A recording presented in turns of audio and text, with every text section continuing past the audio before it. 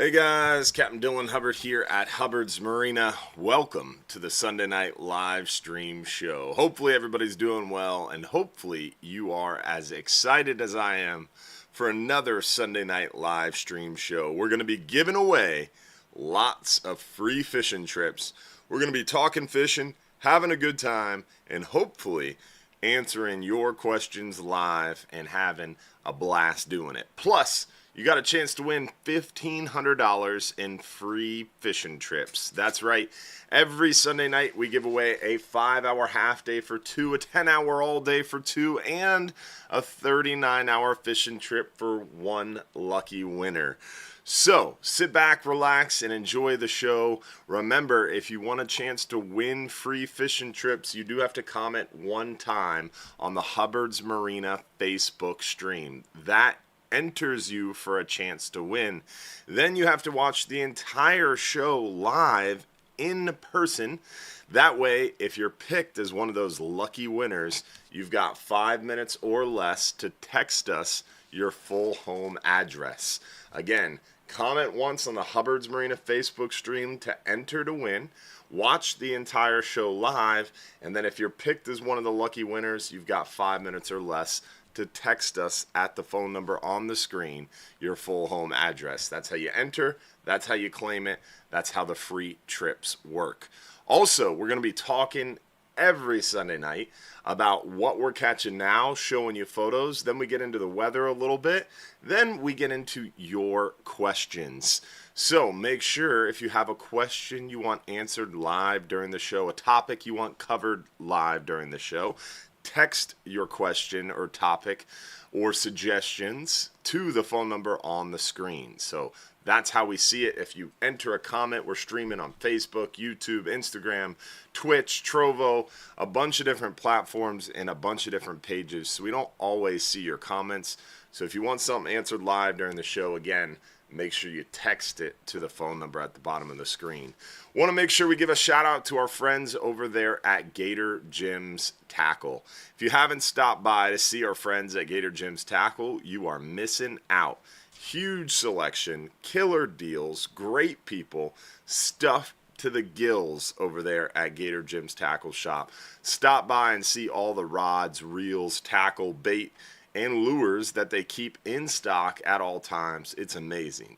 Definitely worth a visit. 3301 Pinellas Point Drive South in St. Pete. Gator Jim's is your title presenting sponsor of tonight's show and every Sunday night live stream show. So thank you, Gator Jim's, and again, stop by and tell them Hubbard's Marina sent you.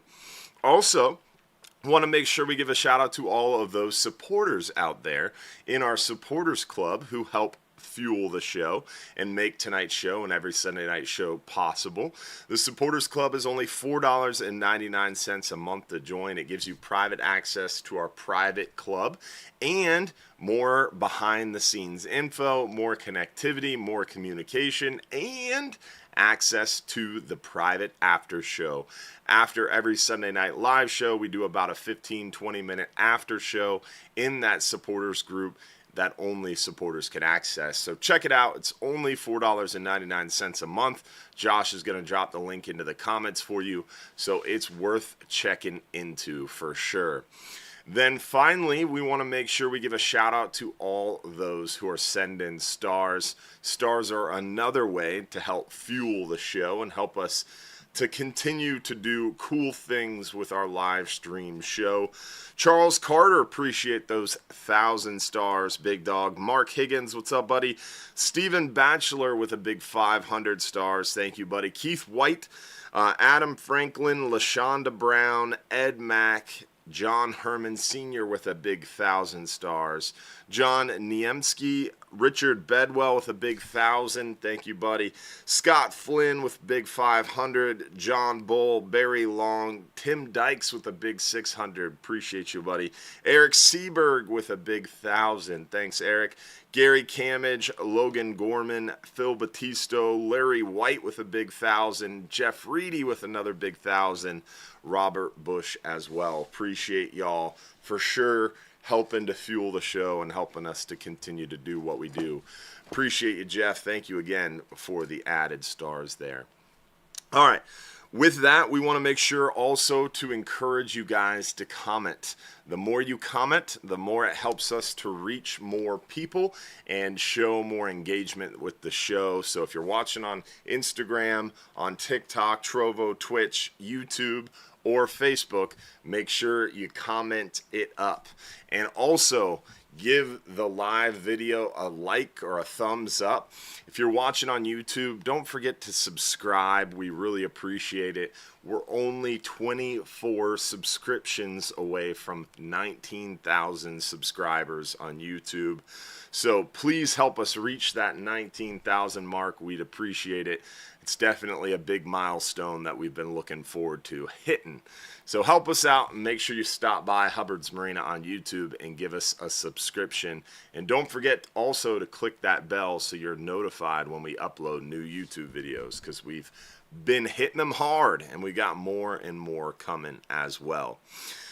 Then also we want to make sure we show you photos of what we've been catching. We always start inshore, show you photos of what we've been catching inshore, then work our way near shore and offshore. So make sure you sit back, relax, and let's get into the near shore, inshore photos first, and then we'll work our way near shore and offshore. So starting inshore, we'll show you what we've been catching.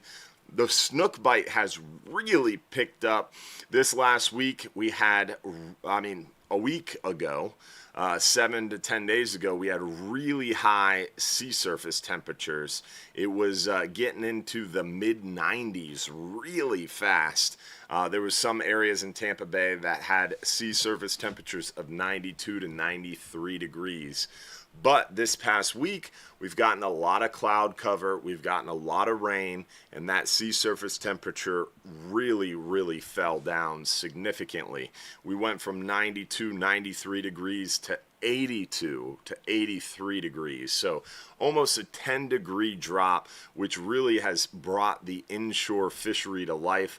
A lot of good stuff going on inshore right now. A lot of snook action. The snook have been fired up this past week and really starting to get more and more prolific around the pass and beaches. Mangrove snapper are getting thick out there. Virtually any structure, any hard structure is holding a lot of those hungry mangrove snapper.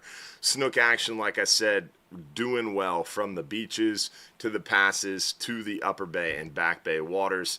We're seeing some good snook action around the bridge lights and dock lights at night, and even around the islands inside John's Pass as well. The trout bite has slowed down significantly, but we're still seeing some nice trout caught here and there. Today I saw some young kids around the pass. They had to have maybe a 26-inch trout. It was a beast that they were all excited showing everybody. So that was cool to see. Some nice snook action from our buddy John, catching them up all over from the back and upper bay waters all the way out to the passes. John is on the snook as per usual. A few nice redfish in the mix too. Not a lot of redfish, but catching a few here and there. Always fun to see the redfish action. Sheep's head have definitely fallen off, but we're seeing some of those sheep's head out there on the beaches trying to stay a little cooler. Snook action on the beach, as I mentioned, has been stellar. Trout are still around, but definitely have gotten a little bit fewer and further between. Our buddies at Salt Strong, though, always have them dialed in. And that's about it inshore. We'll work our way a little bit deeper and show you guys what we've been catching a little bit deeper near shore and off. Near shore and offshore fishing has been good to us. We're doing a lot more trips now that red snapper season is open. The red snapper chaos has settled in, and so we have a lot more trips going on for sure, and thus a lot more photos. Plus, we want to tell you a little bit later on tonight about some exciting news that we have expanding our nearshore and offshore content. What in the world happened here? Oh, I'm having technical difficulties on my end, but let's get into the photos and show you guys what we've been catching out there a little deeper. Some catch and release gag grouper action has been very fun to watch and very cool to see.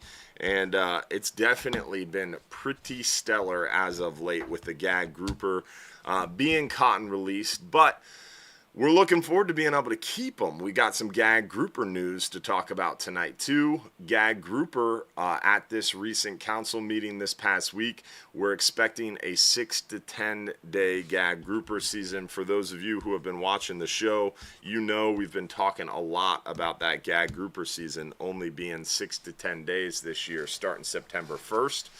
But we've heard now from this Gulf Council meeting this past week that most likely that gag grouper season is going to be more like 14 to 20 days. So a huge increase. If you're subscribed on YouTube, you caught the video we posted today that went in depth on that gag grouper update. It's my pad. You can't help me. Thank you, though. No, I'm good. But I appreciate it. So as I was saying, the gag grouper update, we were expecting 6 to 10 days, one fish per person. Now, at this Gulf Council meeting this past week, it's become clear that it's going to be probably 14 to 20 day gag grouper season starting September 1st. But I wouldn't get too excited about 20 days. I would say they talked about it being 14 to 20 days, and I would say most likely it's going to be closer to that 14, if not just 14 itself. And then also on top of that, they made it pretty clear that the emergency rule they discussed for gag grouper moving to potentially one fish per person, there's a pretty strong potential that emergency rule will not pass in time, will not be put in place in time. So thus, we should still have 2 gags per person. Now, none of that's finalized yet. It will be finalized here in the next week, but we're expecting to hear 14 to 20 day season with probably 2 fish, like 60 to 70% chance it'll be 2 fish in my uneducated, somewhat experienced opinion. So we'll see. But like I said, that announcement's coming soon on the gags. But as you can see, some nice ones have been caught and released. We're still seeing some mackerel near shore. We're seeing some solid mangrove snapper, good numbers of mangrove snapper, some big mangrove snapper in the mix, but a lot of really nice mangroves regardless. Some good quality fish, some good quality numbers. We're seeing some red grouper near shore, not a ton of them, but you got a chance for red grouper on our near shore trips, which is always exciting and fun. We've been seeing the chicken dolphin, the small mahi out there. Some good solid red grouper action offshore. The 39-hour that came in this morning, the Friday to Sunday trip, had a little bit of a tougher time with the red grouper around the start of that full moon. But this past week, as you can see from these photos, the red grouper were cooperative. We're seeing some of these nice scamp grouper. Look at that bag John's got in his hand. A nice mangrove, red snapper, and scamp. Some solid red grouper action. Nice fatty there from Dan. Another nice one from a 10-hour all day. So as you can see, we're seeing some nice ones. Look at that, a big mangrove and a keeper red grouper from a 10-hour trip. Solid action there, always fun to see. Some big red snapper have been caught. The jackpot winner from the Friday trip was about almost 19 pounds. I've seen some big red snapper come in. I think our biggest one is right there around 18, 19 pounds so far, but it's early in season. I'm sure we'll get some bigger ones coming up here soon as well. Some solid lady angler power on our recent trips, catching some nice fish for sure, and seeing some nice action on the private fishing charters as well. The Flying Hub 2 has been catching limits and doing really well out there. We got a nice wahoo on a 39-hour adventure. Funny thing about this wahoo is it was caught trolling on a planer and spoon.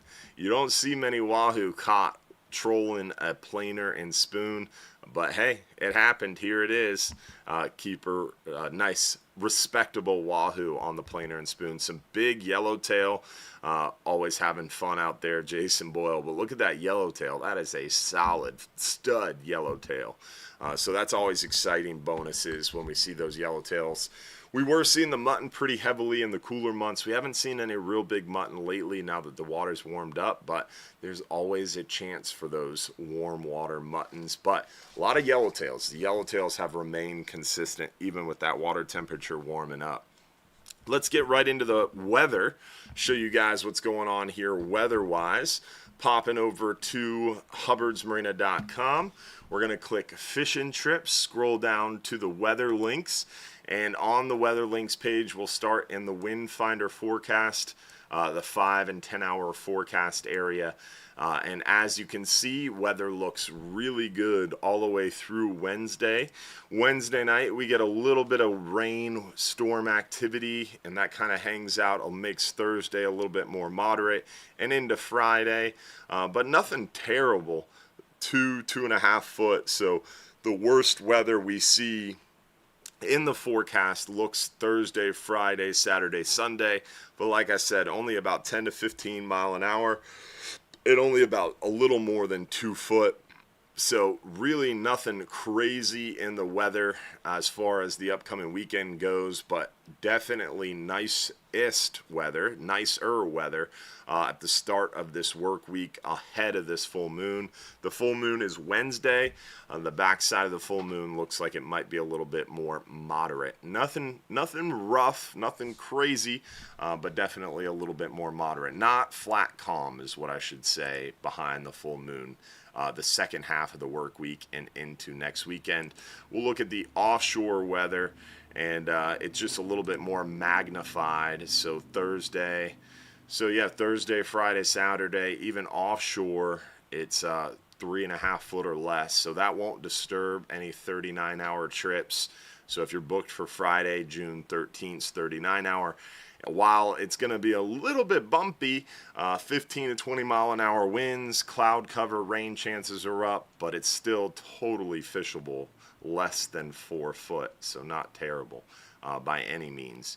But this weather could definitely affect Flying Hub 2 trips June 12th through June 15th if this weather holds true.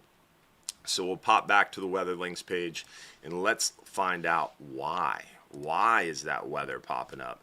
So we're going to go to our friend's website, Mike's weather page, spaghettimodels.com. Big shout out to Mike Boylan and Mike's weather page. He lost his dog yesterday night, early this morning. Hunter, definitely really sad. So keep Mike's family in your thoughts and prayers for sure. Never good losing a furry friend. I went through that not too long ago, and it's not fun. It's not at all. I don't like it. Let's look at why this weather's popping up. So here's Monday, Tuesday, Wednesday. So a little frontal boundary. That's what it is.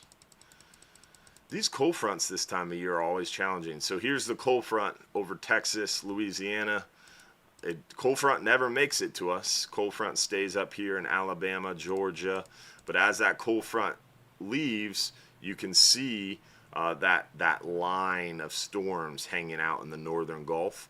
And then as it leaves, it stalls. And it builds that tropical moisture, pulls that moisture from Cuba, from the Bahamas, and pulls that moisture up to it. And here's Wednesday. Thursday, it lingers and builds a little bit. Look at Thursday morning, some pretty serious storms around the peninsula of Florida. So that is a cold front that brings us that weather second half of the week. And you can see here's Friday, Saturday, Sunday. It just lingers. Lingering cold front, tropical, subtropical moisture, not tropical, but definitely interesting phenomenon. And then as we get into later, again, this is super far away, so you can't put much stock in this. We're at June 18th. This is 10 days out. Most forecasters don't even look at this modeling this far out because it is so untrustworthy. But there is a little something forming down here. This is the 18Z model this morning that had it that same thing we just looked at turned into a hurricane and moved into South Texas. But as you can see, it changed a lot. So that was this morning 6Z. So this is 12Z. It's still a hurricane, but it was southern Texas. Oh, and it kind of dissipated in the middle of the Gulf. And now tonight's forecast model run has it just kind of chilling down there in the Bay of Campeche. So something to keep an eye on, but like I said, and like I just tried to illustrate by showing you the last 3 model runs, is it's super early and the computers don't know what's going to happen. That is like June 20th, June 21st. And really the whole hurricane season since before hurricane season even started, like end of May, all the way through the first week of June until now, we've been seeing this tropical threat 10, 15, 20 days out, but it just keeps moving back and never coming to fruition. So keeping fingers and toes crossed and saying a little prayer that trend holds true, where these advanced forecast models super far in the future show something, but then it continues to dissipate. So essentially, long story short, what you need to know is weather is going to be really nice the first half of this coming work week until the full moon on Wednesday, and then the second half of the work week, Thursday, Friday, Saturday, Sunday, there is a pretty decent potential that a lot of times or a lot of the forecast models are showing Thursday through Sunday having the potential of a little bit of an increased weather, more rain, more wind, a little bit more seas, but nothing crazy, but definitely something to keep in mind if you're planning some outdoor adventures.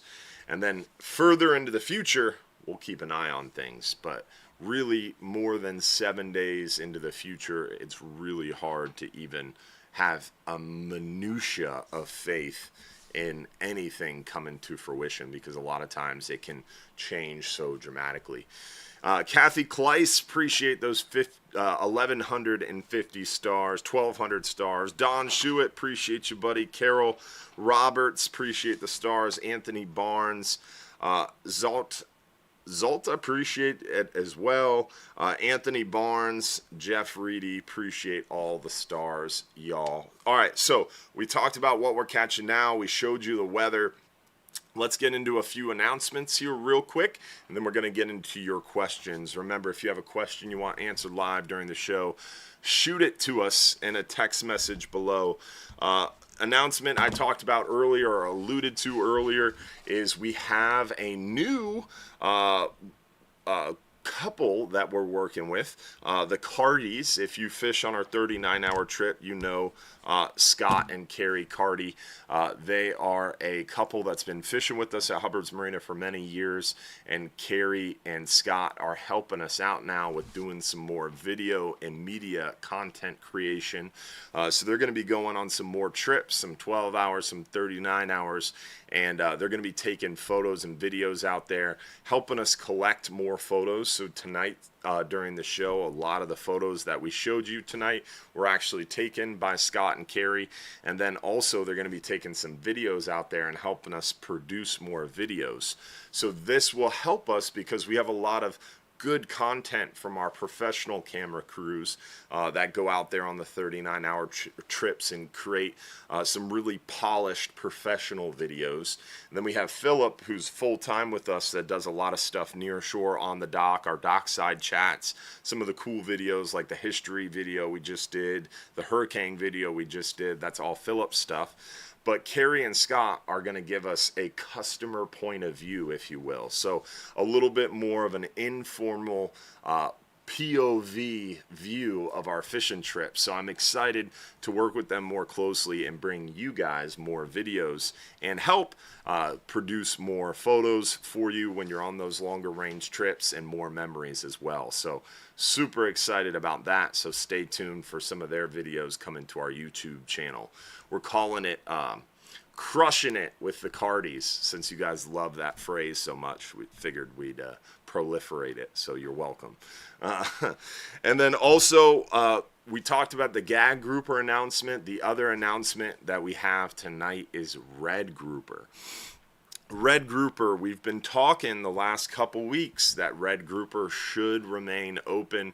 We shouldn't see a red grouper closure. And at this past week, at that Gulf Council meeting I attended, we heard the official from the horse's mouth announcement that red grouper should not close for recreational fishermen at all in 2025. So super pumped to hear that, and pretty great news for all of us that we should have red grouper open for the entire calendar year of 2025. So no red grouper closure, it's official. Gag grouper, we're going to potentially see a little bit longer season with 2 fish. The other news from that Gulf Council meeting this past week was shallow water grouper. We unfortunately have some news coming in 2026. Next year, 2026, the shallow water grouper complex will only be open for 6 months. Now you're sitting there thinking, what's a shallow water grouper? That's scamp grouper, yellow mouth grouper, yellow fin grouper, and true black grouper. So we catch primarily scamp. Sometimes we see true black grouper. We don't really see the yellow fin grouper very much, if at all, and we very rarely see the yellow mouth. So the real big news is essentially 2026. You're only going to have 6 months to keep those scamp grouper. They're going to be open July 1st through the end of the year. So frustrating. That was the one piece of frustrating news from the Gulf Council meeting. And with that, we've got our buddy Capt. Mike Anderson on the phone. Great timing, my friend. Always trying to help you out, buddy. Impeccable timing. So how are you tonight, buddy? I'm good, man. No complaints, man. Had dinner with the family. And happy birthday eve, by the way, buddy. Thank you, partner. I appreciate that. Yeah, that's what we were doing tonight. Spending tonight with my daughters and grandbabies and all that for my birthday. So it was a very nice night. Got a little basketball on tonight here a little bit. So nice. Life's good, yeah, man. And we're coming up on the full moon. Fish are going to be chewing. Weather looks good. I mean, there's a lot to be thankful for here. Amen to that. Definitely beautiful weather to start the work week all the way through the moon, pretty much. And flat calm and not as hot. Thanks for your answered prayers there and all the rain you were hoping for. You sure got it, didn't you? Yeah, we did. We got it. No, I'll take it. I know it messed you up a little bit, and that was not my intention. I'd like it to just rain in the afternoons, but a little bit of cloud cover like that, dropping that water temp, that makes a big difference this time of year. So yeah. We'll take it. We got enough of the hot and steamy coming, late July, August, September. So let's not get there too soon. Yeah, I went up to the farm property with my family there yesterday, and it is amazing how different other parts of Florida are compared to Pinellas County. Because here in Pinellas, we're sitting pretty. We've got the Gulf on one side. We've got Tampa Bay on the other side. As long as that sea surface temperature is in the low to mid 80s, man, it's nice here. Even in the brutal summertime, people are like, how do you live in Florida? Well, Pinellas County is not bad. If I had to live in Citrus County or Sumter County or Pasco County or Polk County during the heat of the summer, I would not live here. Man, it was brutal. Yeah. It was brutal up there in the woods because it rained a little bit when we were driving up there. And my wife's like, oh, this will be nice. It'll cool us off. I'm like, in the back of my mind, I'm like, yeah, babe, the sun's going to come right back and it's going to be steamy. Oh, dude, it was brutal. Brutally hot. It's easily 15 degrees hotter inland than it is on the coast. It's crazy. I agree. Well, the sea breeze makes such a big difference. We were over in Tierra Verde last night, Beth and I, on a little getaway, and even though it was hot out, we were outside for the sunset and all that. It was nice out because of that sea breeze. That breeze kind of kept it cool, and that changes the game. It changes the game for our fish too. Yeah, it really does. That water temp coming down a bunch, everything gets more active. They got more energy. I mean, they feed better. It just, it was getting too hot too quick, and we needed something to slow it down a little bit. So, hopefully that rain doesn't go away here. Hopefully we stay in that pattern because that's kind of the pattern we need. That's why it's the pattern. Yeah. So, we'll see. We'll see. I'm looking forward to getting out there this week and trying to catch them up, put a bend in them rods. Yeah, man. The tarpon are thick, the snook on the beaches. And the big time. mangrove snapper are clouded up. It's Even the wild. redfish. There's been some really good reports of big redfish too, which I'm anxious to go poke my nose around and see if I can find them a little bit. There's been There you go. some oversized fish. We've had a lot of slot fish through the spring, but there's been good reports of some oversized fish showing up. So, that'd be a nice twist too. So Those oversized fish, they mostly stay on the beach though, don't they? Or they come in the pass, or they come in the bay. Yeah, they come up in the bay for sure. They go all the way to the top of the bay. They'll go all the way to the top. They'll. The one thing about redfish that's really interesting is for some reason, and I don't know the exact reason. I think it has to do with the crabs. You'll notice even when we're talking about crab flushes for the tarpon, the crabs flush better when we're getting those afternoon rains. Okay. I don't know what it is about that, but it's just kind of the way it works. You get a lot better crab flush when we get the rains, and redfish traditionally put their nose into the fresh water. Okay. So when we get those big rains and the rains coming out the bay, those redfish, and a lot of times you'll notice it because we'll have them at Fort DeSoto, we'll have them over on the bulkhead towards Anna Maria and towards Bradenton, and once those rains start to kick in, those fish disappear. And what they do is they put their nose into that fresh water, and they go towards it, and they run up the bay, and then the bite will get better at Weeden Island, it'll get better at Cockroach, you'll get better up around the kitchen and towards downtown Tampa. You'll get better up around the bridges up towards, Safety Harbor. Mm-hmm. It's just the way it works. So I don't know I don't know why. I learned it years ago from some of the best fishermen I know. Told me, I'm like, where did our redfish go? And they're like, it rained a bunch. I'm like, okay. Again, where did they go? And, cool story, bro. yeah. Explain it. Please explain it. But they put their nose into it, and they just head towards that fresh water, which, again, I think it has something to do with the crustaceans. I really do. I think they run towards that fresh water because they know them crabs. We dip them bigger crabs for the tarpon, but them redfish are on the bottom eating all them other crabs that pour out of them trees with all that heavy rain. So I think that's all part of that cycle, but that's just what they do. So interesting. I'm anxious to see how good that bite gets because again, we've had an epic redfish bite. I say epic, better than we've had in years.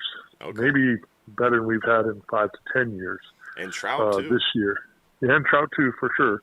Mm-hmm. Redfish and the trout bite have been phenomenal, but the redfish bite especially, and it's been on 18 to 25, 26 inch fish. We haven't I haven't seen a bunch of really big fish. Some 27s and 28s here and there, but nothing, like traditionally 32s, 33s. We haven't seen any of those big oversized schools. So I'm anxious to see if I can catch these fish, and I'm getting reports of other guys catching, see if I can find some of them. So, it's what we do when we do this for so long. You hear about things and you're like, let's see if I can go put my skills to the test and catch these things. There you go. So, keeps you on your toes, keeps you working, So, keeps you young. Yeah, I don't know about that, but keeps us in the game anyway. Turning 25 again tomorrow, huh? Yeah, I wish. Yeah, I wish. Well, I wish. We appreciate you, man. Thanks for the call on your birthday eve here, taking time away from the family for the show. So we appreciate it, brother. It's all good, brother. Your family as well, my friend. So it's all good, and hopefully everybody gets out this week and catches them up and enjoys this moon, the big tides, all that good stuff. So Amen. It's all a blessing, my friend. All a blessing. I appreciate you, kid. All right, man. See you. Have a good one. Enjoy you tomorrow. Too. Capt Mike's birthday tomorrow. That's awesome. I'm surprised he called. Honestly, I didn't think he'd be calling in with the old birthday going on tomorrow. I figured he had birthday plans, but look at that. He made time for us. He cares. Speaking of Capt Mike, you guys want to come join me and Capt Mike in person? You want to come hang out with us? June 24th is our next in-person event at OCC Roadhouse. June 24th at OCC Roadhouse over there on 49th Street, just south of Ulmerton. We're going to be talking fishing. we're going to be giving away free rods, free coolers from Engel Coolers, free Bull Bay rods, free Hubbard's Marina and Real Animal swag, plus answering your questions, talking fishing, enjoying great food, great drinks, and a good time. That is every fourth Tuesday of every month, 7 to 9 p.m. So June 24th is the next one, 7 to 9 p.m. at OCC Roadhouse. So hopefully we'll see you there for that special event. With that, let's get into our first giveaway of the night, a 5-hour half day for two. Remember, in order to win these free trips, you have to watch the entire show live. Comment once on the Hubbard's Marina Facebook stream, and then if you're picked as the lucky winner, you've got 5 minutes or less to text us your full home address. So that's how it works. Watch the entire show, comment one time, and then stay tuned because you got 5 minutes or less. All right, with that, let's see who won our 5-hour half day for two guests. 5-hour half day for two goes to, lucky winner is Wes Gallagher. Congratulations, Wes Gallagher. You got the 5-hour half day for two guests. So we did the announcement about Red Grouper. We talked about our gag grouper. And one thing I did want to mention, some people have been talking about it in the comments tonight as well, is the question about the AC unit. So the other night we shared this in our supporters group, but we didn't share it publicly because it was kind of a funny story. But the other night we were there until midnight. So remember, the Florida Fisherman runs these red snapper trips Friday to Sunday, Sunday to Tuesday, then Friday again it leaves. So it's only at the dock one night a week, Thursday nights. So this past Thursday we were there until midnight getting new AC systems installed. So the Florida Fisherman is definitely nice and chilly. We tinted the windows. Things are looking good. We replaced a lot of pumps. So the Florida Fisherman is chillier, and pumps are going real well. We did install 2 mini splits downstairs on the Florida Fisherman, and unfortunately one of the heads had a little bit of a problem right after install, so we'll be fixing that this Thursday night. Hopefully not all the way till midnight this time, but definitely looking forward to having a nice cold cabin. Too cold will be our problem. It is definitely dramatic change, so that's a good problem to have there, and definitely should alleviate any concerns people have, because it's always nice to have a nice cold cabin to walk into while you're eating hot food 100 miles from shore catching limits of red snapper, right? All right, so with that, let's see here. We got to get into our questions. I think we covered pretty much all of our announcements. One last announcement I did want to cover is thanking you all for making it possible. We were able to win for the 4th year in a row the top charter boat in the entire country. USA Today is voting top fishing charter in the entire country, Hubbard's Marina. Yet again, 4th year in a row, we are top winners, and it's all thanks to our Hubbard's Marina captains, crew, staff, our entire Hubbard's Marina family, including fishing friends like you.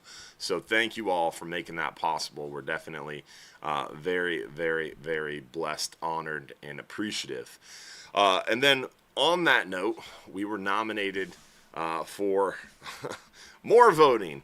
So it is a little frustrating. All this voting stuff happens at the same time, but we do have the Creative Loafing event going on right now, where we are basically in nominations for Best Charter, Best Bait Shop, and Best Customer Service.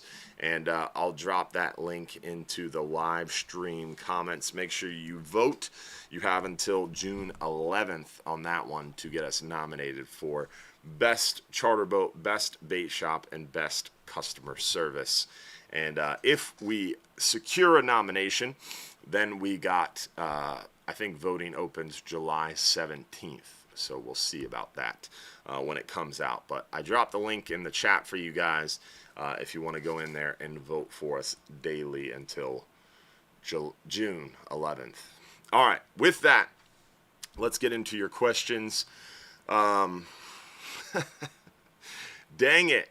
Someone last week tried to ask this question, and we didn't get to it, and it looks like they came back and asked it again. Do you know where the name Chicken Rig came from? No, I do not. Nor do I care. No, I'm just kidding. I don't know where the name Chicken Rig came from. It's an interesting, I'm sure someone named it that pejoratively because they hated it, I would imagine. Chickens are loud and smelly, and they're like, oh, that's a chicken rig because I don't like it. That's what my guess is as far as the derivative of where that name came from. But unsure of the origins of the name Chicken Rig. I've also heard it called a porgy rig. That's what I always grew up calling it, a porgy rig, because that's what it was good for, porgies, and not much else. But I digress. Can you explain the purpose and effectiveness of a knocker rig? Now, that's a great question. Yes, knocker rigging is really interesting, and I think we have a video about that, I believe. But a knocker rig is essentially your typical rig. The one we recommend starting out with and using a majority of the time is what I call a fish finder rig. You have an egg sinker on your main line, you've got a swivel, and then you've got about 4-foot leader in your hooks, generally running double snell hooks when out there deep water fishing with cut dead bait on the bottom for snapper. So egg sinker, swivel, 4-foot leader, hooks, and a cut chunk of thread fin. That is a fish finder rig. A knocker rig is simply eliminating the swivel in the leader. So you have a smaller egg sinker on your main line and a hook. So no leader, no swivel. Sometimes people will still put a leader on, like especially if you're running braided line, you got to put about 10, 15 feet of mono or fluorocarbon on top of the braid, then you put the smaller egg sinker on there. But in order to call it a knocker rig, it has to be a severely reduced egg sinker. Like if I was fishing a 4-ounce weight on my fish finder rig, I would be using like a 1-ounce egg sinker on my knocker rig. Offshore, if I'm fishing like a 6-8 ounce lead on my fish finder rig, I'd be fishing like still about a 1-ounce egg sinker on my knocker rig. The reason a knocker rig works really well is it's designed. The idea is that the piece of bait you're using has so much drag, hydrodynamic drag, that as it goes to bottom, that lead separates from your hook. And the further that lead separates and rides up the main line away from your hook, the slower that bait is descending to bottom. So with a knocker rig, generally you cast out underhand away from the boat, so that way you're getting that line nice and stretched out. And then as that bait falls, your lead is naturally going to move away from it because your lead's falling faster than the bait. And because you cast it out, that lead's going to come back towards your rod and it's going to fall faster. So your lead should get further and further and further from your bait, and your bait should slow its descent down naturally. So by the time your lead hits the bottom, your bait should still be 20, 30 feet off the bottom, and your bait then just slowly falls to bottom without the lead dragging it down. So the lead helps it get to bottom, but then once it's near the bottom, the lead hits bottom and that bait continues to fall. The idea with the knocker rig is you're fishing more of the water column. Because the bait's descending slower, it's better presentation to those fish that aren't on the bottom. We use knocker rigs for mangrove snapper, for yellowtails, for a variety of species, hogfish. We use knocker rigs because those fish aren't always necessarily on the bottom, and sometimes they can be a little bit leader shy. Generally, I would never use a knocker rig if the bite is good. You drop down to the bottom and you're catching fish, don't use a knocker rig.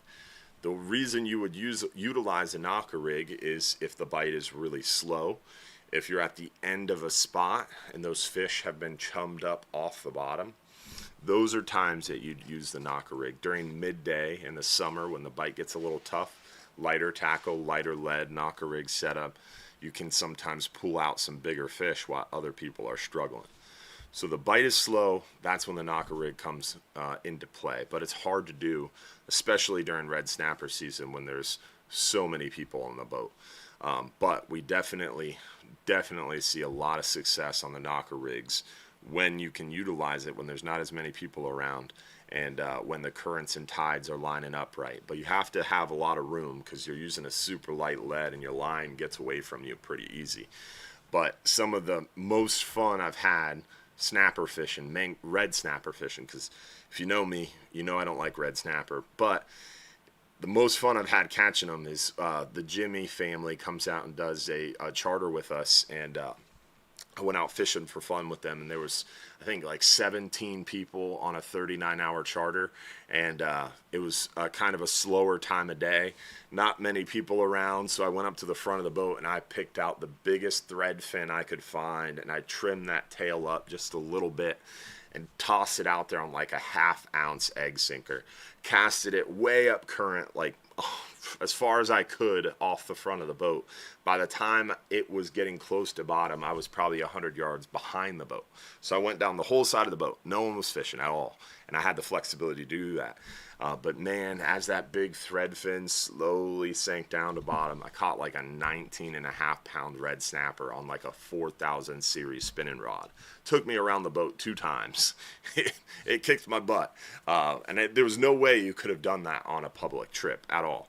But because there was only a handful of people fishing and it was a private charter, I was able to get away with it, and it was definitely a lot of fun. But light tackle, 30-pound test, a half-ounce egg sinker, and a 20-pound fish, obviously you can do the math. That didn't add up to a very quick battle, and it definitely would have tangled a lot of people if other people were around. So knocker rigs work really well, but you have to be careful when utilizing it, and it really is more effective on, like, say, the 12-hour night trip, 10-hour trip.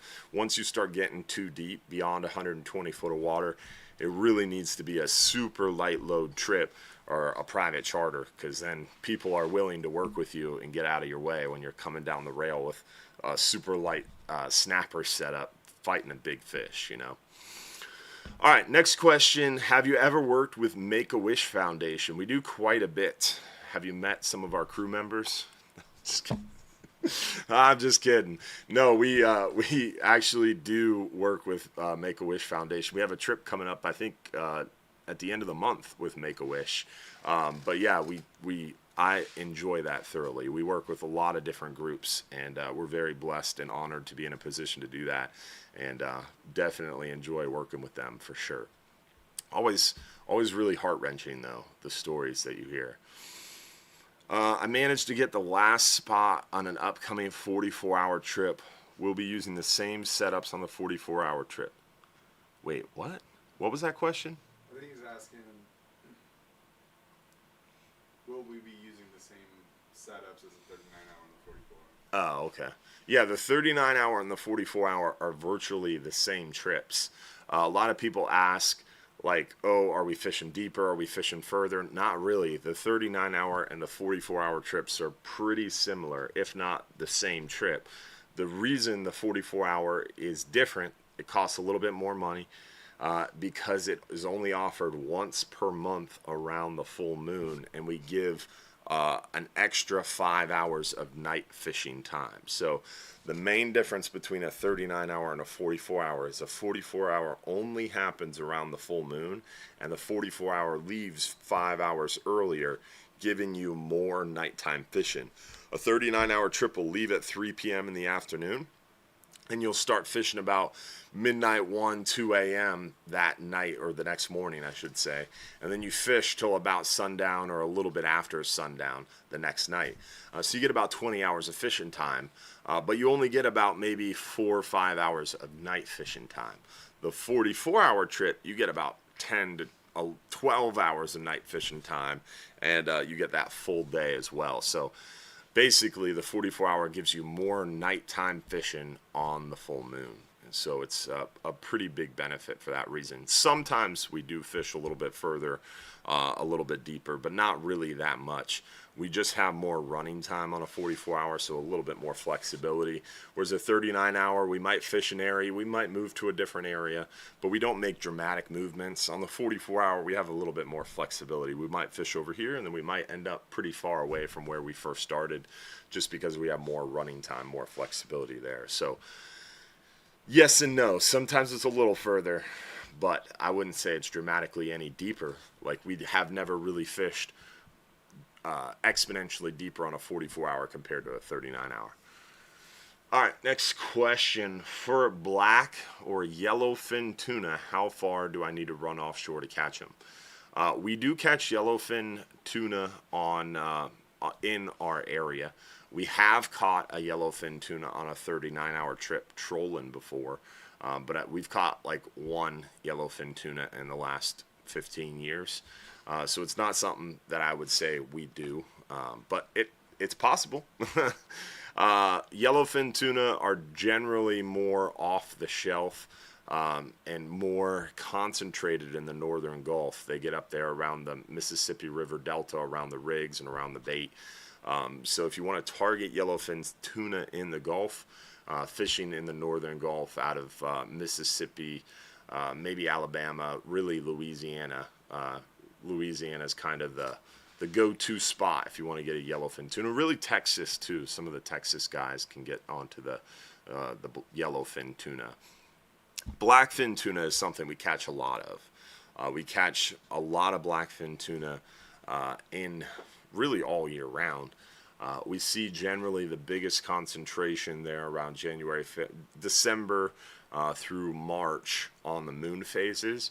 This year we didn't really see them though. It was kind of weird, but we see them a pretty big push in spring, March, April, May. We see them pretty steadily through the summer, and then as it gets colder later this fall, we see them pretty good as well. So blackfin tuna kind of follow the bait and follow the currents a lot, the sea surface temperatures and those rip currents and kind of what bait is present out there. So it's hard to say, oh, this is what you need to do to catch a blackfin, because it changes. Sometimes we even see them pretty shallow, like there was a few years ago where we were catching blackfin tuna pretty consistently, even on 10-hour trips. But right now, the way the water is, the way the water temperature is, you got no shot for a blackfin tuna unless you're on a 12-hour extreme, 39-hour, or 44-hour. I would love to hear your thoughts in setting up my trolling rod for an upcoming 44-hour trip. Man, that wahoo really threw me for a loop. They caught a wahoo on a trolling spoon and planer. So normally we would talk about, once you're offshore beyond about 20-30 miles, you put away the trolling spoon and planer and you switch to a lipped diving plug, the Rapala X-Rap, the Nomad DTX minnows, the mirror lures, the stretches. The lip diving plugs is kind of what we recommend once we're offshore. Some people like the skirted plugs, and we have seen some opportunities there with the skirted plugs, the daisy chains, the cedar plugs, but mostly lipped diving plugs are kind of the go-to as of late. I would use just 80-pound mono as far as your main line. You don't need anything crazy trolling on a 39-hour trip. Remember, it's a bottom fishing trip, right? So don't get too wrapped around the axle. If you don't do this trip a lot, if it's your first time on a 39 or 44-hour trip, don't worry about your trolling. Focus on the bottom fishing. Once you've done one or two of them, then maybe sprinkle in some trolling, right? But you come out in your first 39 or 44-hour trip, you're all excited and amped up, you can't sleep, you're trolling the whole way out. It's going to mess up your entire experience. You're not going to catch as many fish. You're not going to have as good a time. Focus on bottom fishing your first couple trips. Get your rest on the way out. Don't think about trolling. Go to sleep in your bunk. Today I got on the boat. They were leaving on a 39-hour trip, and there was 2 or 3 people that were already laying down with their faces covered, earplugs in, trying to go to sleep at 3 o'clock. Love that. that's the way to do it. You go to sleep quickly on the ride out. You get some good rest. So when we wake you up at 12, 1, 2 a.m. to fish for 20 hours straight, you're rested, you're hydrated, you're full of nutrients, and you're ready to kill the fish. I almost said crush. I'm trying to hold back. So you need to make sure that you're ready, especially this time of year. It is so excruciatingly, punishingly, frustratingly hot. You need to make sure that you're eating the right food the day before the trip. You need to make sure you get enough sleep. You need to make sure you're drinking enough water, not alcohol. So that way, when you get on the boat and you get out there in that heat and you're catching these big fish, you don't all of a sudden crash and then you can't enjoy your experience. So please make sure that you're definitely doing as much as you can to come hydrated, come healthy, come well rested, so you can have a good, positive experience. Let's do our next giveaway, our 10-hour all-day trip. 10-hour all-day trip for one lucky winner, 2 guests. 10-hour all-day trip goes to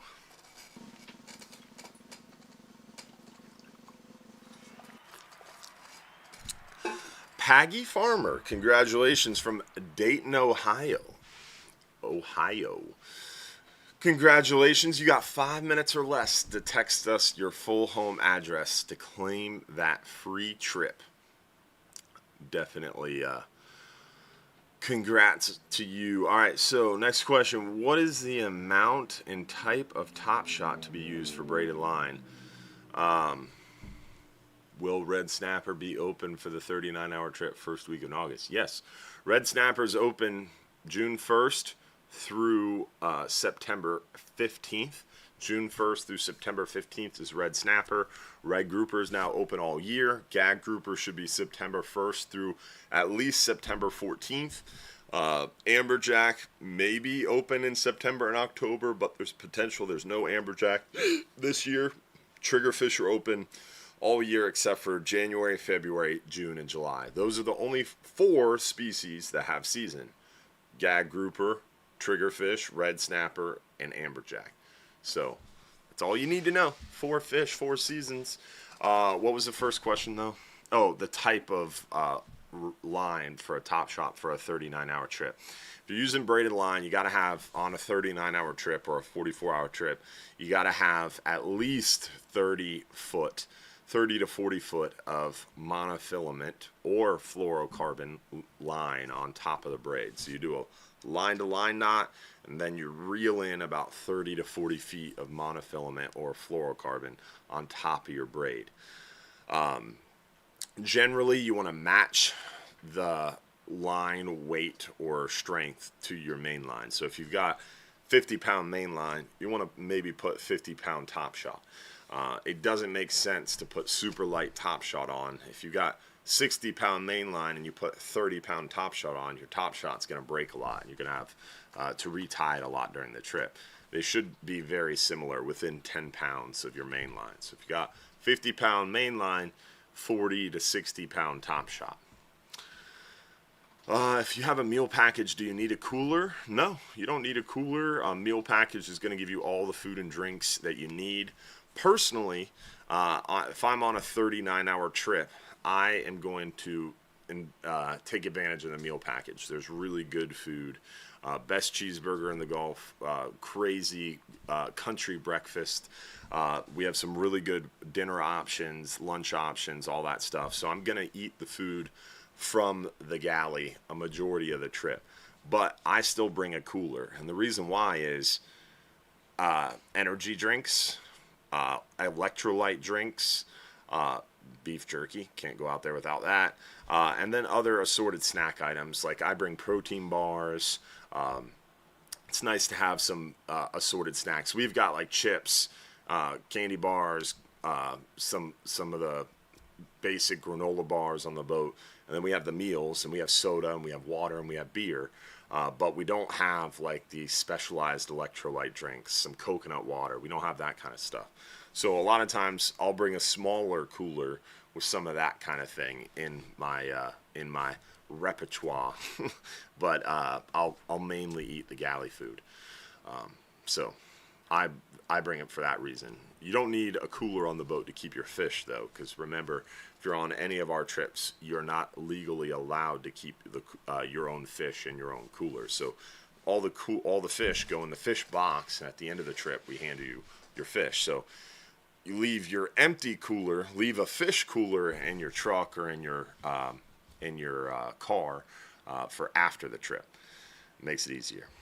But yes, the meal package also gives you happy hour beer prices. You save $2 off every beer you drink if you got a meal package, which is worth it. Would like to bring bonita for bait. Is the bigger the better finding bonita? Unsure of the question, but we have bonita in the shop at Hubbard's Marina, so you can buy bonita from us. We have the small bonita, and we do sometimes have larger bonitas as well. But personally, I would buy the smaller bonita because then you could use the head. You can fillet them out, use the fillets. The small bonita we have are about 15 to 18 inches. You wouldn't really need any bigger than that personally. So I would just use the bonita we sell in the shop or bring your own. But one less thing you got to bring. Do you have a boat to go to the middle grounds? A few. We actually were the first to offer overnight trips to the middle grounds.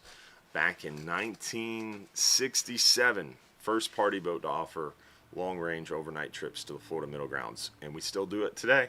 But we don't always fish the middle grounds, right? We fish the middle grounds, the elbow, and surrounding areas.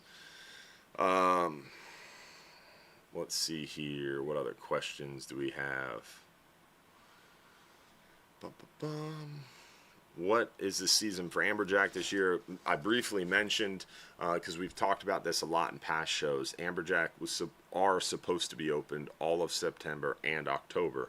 But we found out this past March at our Refish AP meeting, and we've been talking about it at a few live shows, that the amberjack season is supposed to be September and October, but they showed us data back in March that the amberjack quota was over by 250% last year, they claim.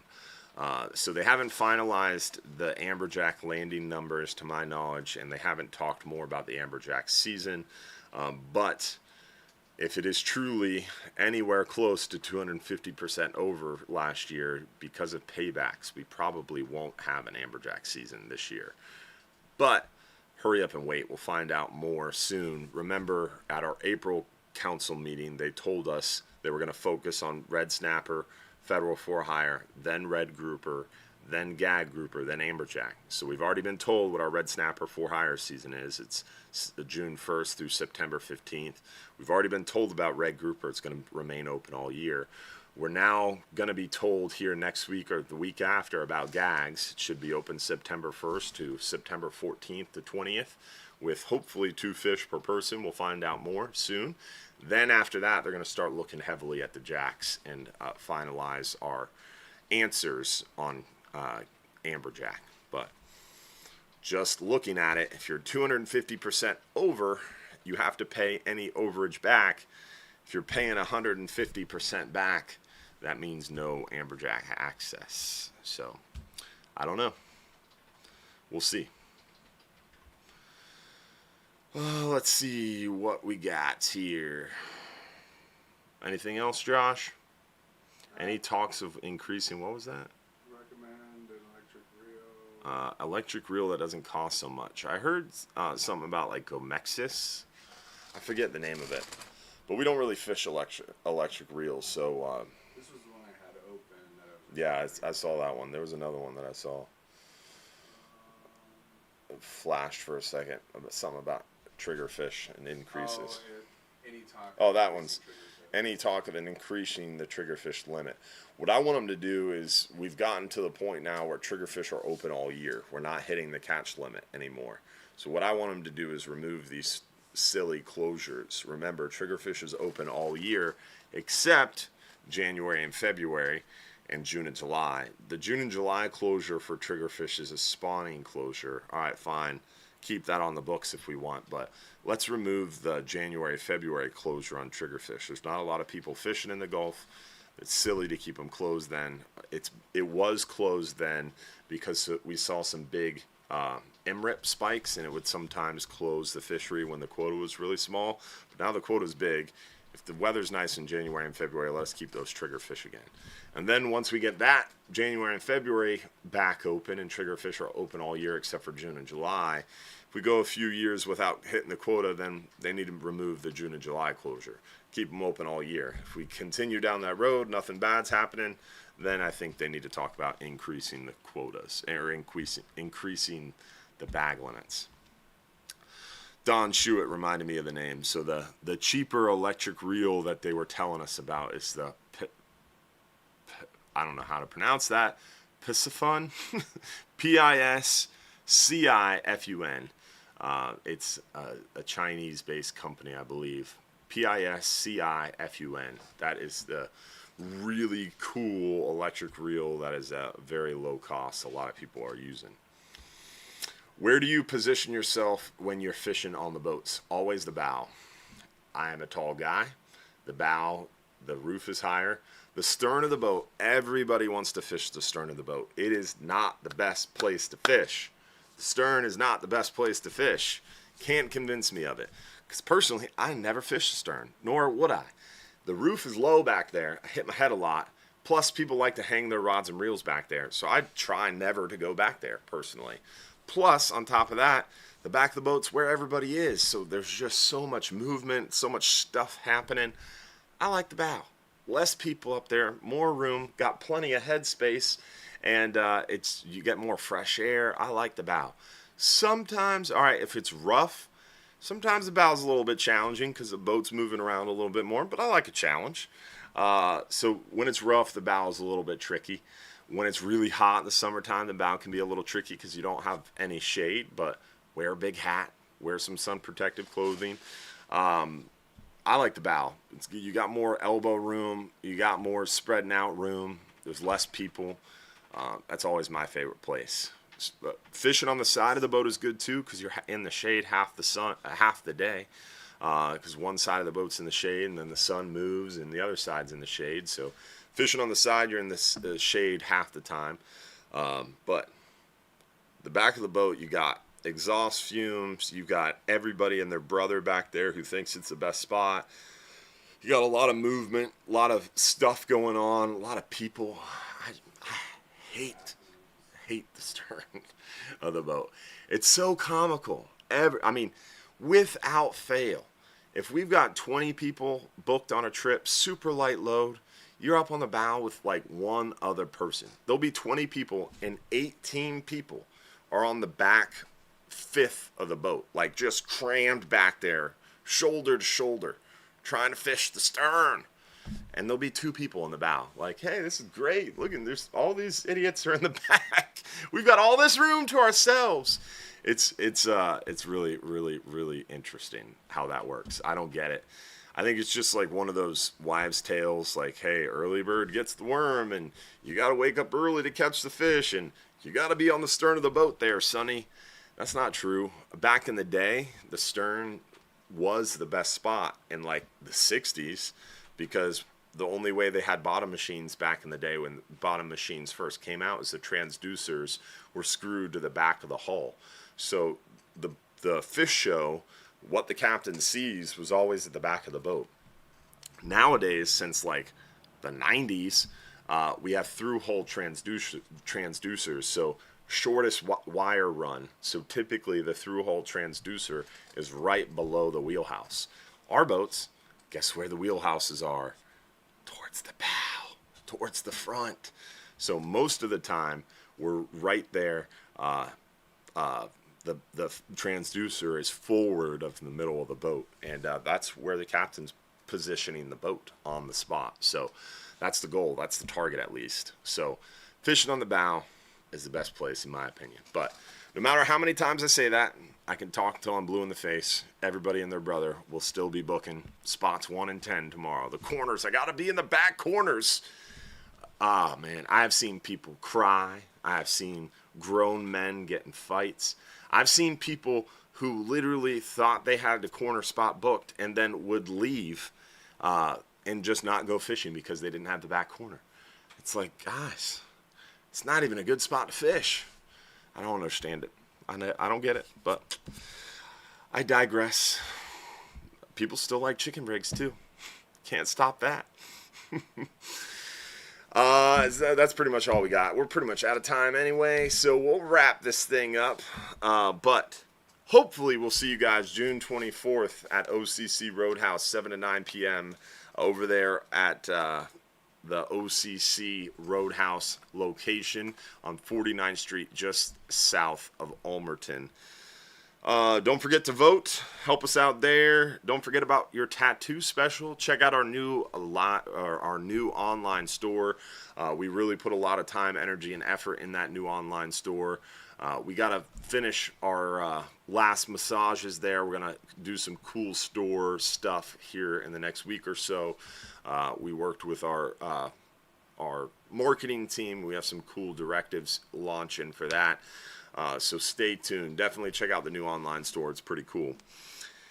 I think that's all I got. It's time to do our 39-hour trip giveaway. See who the lucky winner is.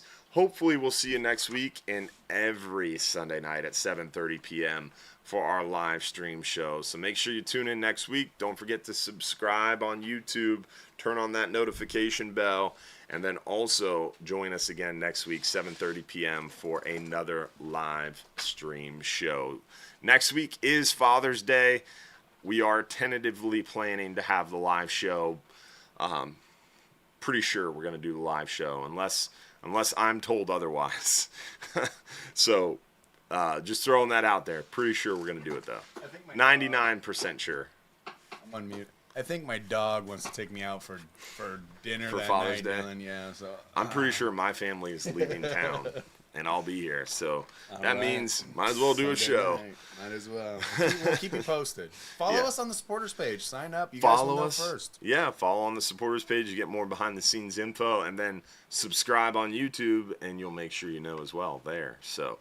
Hopefully we'll see you guys sometime soon on the water. Hopefully we'll see you next week for another episode, and every Sunday night at 7:30 p.m.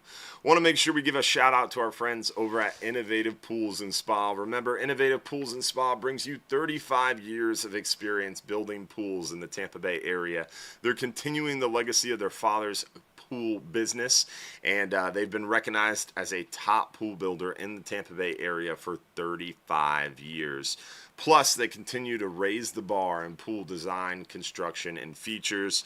They have an unparalleled passion for the industry. Call them today at 727-788-1650 or visit them online at innovativepoolsandspa.net for an estimate and see why Innovative Pools and Spa is a top choice for those in our community. So stop by Innovative Pools and Spa's website. Stop by Gator Jim's Tackle in person. Hopefully we'll see you next week for our radio show on Saturday morning, our Sunday night show Sunday night, and our news segment Fridays. Hopefully you remember to vote. Thank you for voting for us as the top charter boat in the country for the 4th year in a row. Appreciate y'all. Hopefully we'll see you out in the water sometime soon. Don't forget to tell people we do a lot more than just fishing too. We got dolphin tours, we've got island trips, we've got shelling trips, sunset cruises, ash scattering trips, memorial charters, offshore signings. We do it all. If you want to do something out there on the water, Hubbard's Marina has a trip for you and your family. Definitely a great time on the dolphin tours right now. We got baby dolphins in the area. We got newborn ospreys, a lot of manatees, sea turtles, finding great shells out there at the island. So it's a good time to go cruising, fishing, dolphin touring. Stop by our seafood market at Don's Dock, get you some fresh fish. If you're too busy to go fishing, you can always stop by and purchase some fresh caught fish. But hopefully we'll see you out in the boat as well, because if you're too busy to go fishing, you're just too darn busy.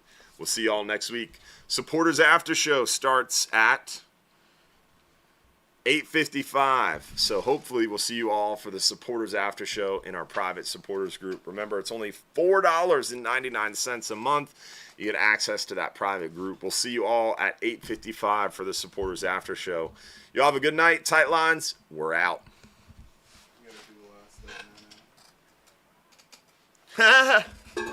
Tricked ya. Touche, Josh. We forgot the last giveaway. I forgot the last giveaway. No one even commented yet. I guess because there's a comment delay. Yeah. We didn't lose anybody. Everybody still stayed. They were like, I'm not going anywhere. He's coming back. All right, 39-hour trip for one lucky winner goes to... Winner is April Day from Ohio again. Another Ohio. That's crazy. We had so you guys are crazy. aware, we had somebody text in and was like, I'm from Ohio yeah, too. I'm from Ohio. Is it Ohio Winners Night? And Apparently it is. I wrote maybe. Hey, speaking of giveaways, we came back to do a special giveaway.